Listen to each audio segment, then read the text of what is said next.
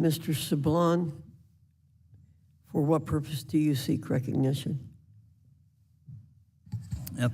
Thank you, Madam Chair. I move to strike the last word. Mr. Sablon, you recognize 5 minutes. Thank you.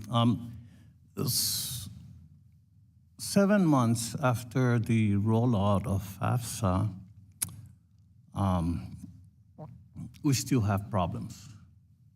I don't know that FAFSA, I can say that FAFSA is a complete failure, but we do have some issues with it.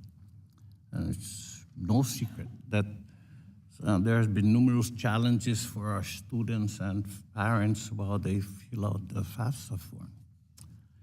And I agree that the department must ensure that the upcoming FAFSA cycle does not harm students as it did this past year.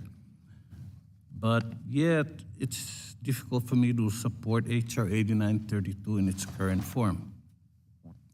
The FAFSA deadline does not make any meaningful changes to improve the FAFSA form, nor does it provide the department with additional resources to meet the earlier deadline.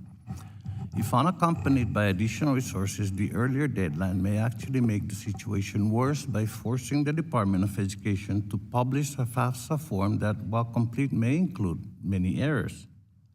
And as many of you have heard me share multiple times over the past year, students from my district, the Northern Mariana Islands, has faced extraordinary obstacles following the delayed rollout of the FAFSA this year.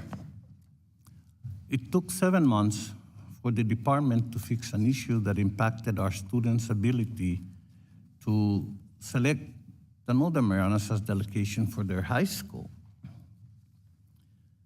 The department did a workaround, and that students in my district were able to complete the FAFSA and submit those information going through a system where they would identify themselves as foreign students and then type in the name of their high school in my district.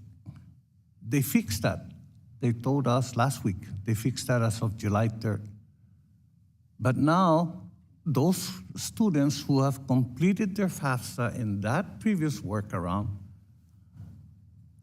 their FAFSA application has now completely vanished from the system. They can't change it anymore. Now, the workaround doesn't work. And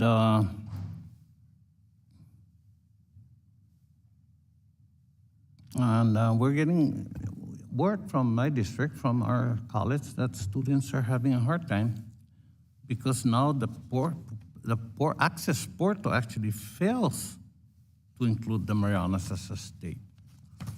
I would like to say that if any amendment addresses the lack of meaningful improvements to the FAFSA, should any amendment to the FAFSA process, I'd be happy to reconsider my stance on the bill, but until then, I must oppose HR 8932 in its current form, urge my colleagues to do the same, and also urge the Department of Education to get rolling on this thing and fix it because it does affect students and families throughout the country.